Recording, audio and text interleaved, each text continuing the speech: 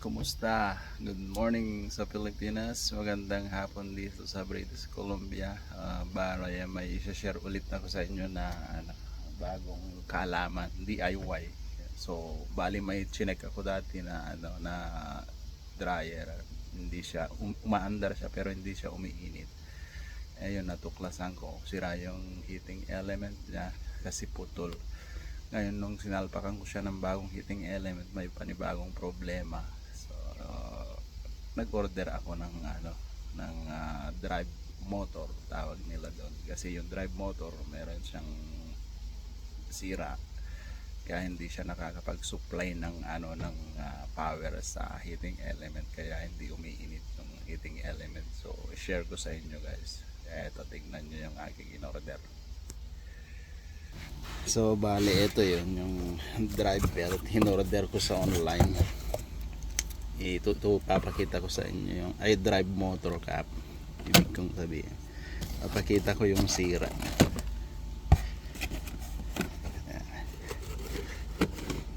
Maganda pa yung dryer, kaya mas ginusto nung kaibigan ko na palitan na lang yung spare part. Gumastos kami ng mahigit 400 including heating element at saka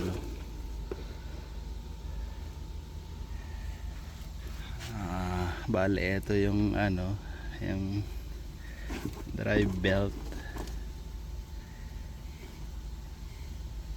So bale pag huminto etong motor, merong yung normally open na connection dito, hindi siya magbibigay ng supply sa heating element pag huminto yung motor. Pero pag tumakbo naman, umandar na siya, umikot na yung drum, lahat gumana na. So pag umandar itong motor, magsusupply siya ng mga power sa heating element, etc. So eto yun. So bali tinatanong niya kung tinatanong ng customer kung worth it daw ba yung 400 na higit na mga 450 na ginastos namin. Sabi ko sa kanya, oo, kasi pag napalitan na natin yan, last longer na ulit yung machine mo kasi maganda pa siya, hindi naman siya digital, manual siya. So pinalitan namin heating element tapos yung drive motor. So worth it yun kasi ang mga bagong dryer ngayon is umaabot siya ng mga 600, mga ganyan, o 700 plus tax pa. So yun, lahat na yun 450. At least tatagal na ulit yung dryer niya kasi bago na yung drive motor, pati yung yung heating element. Yun lang naman ang pinaka-importante sa dryer.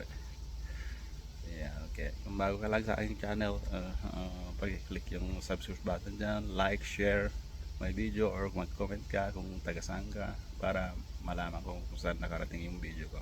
Salamat.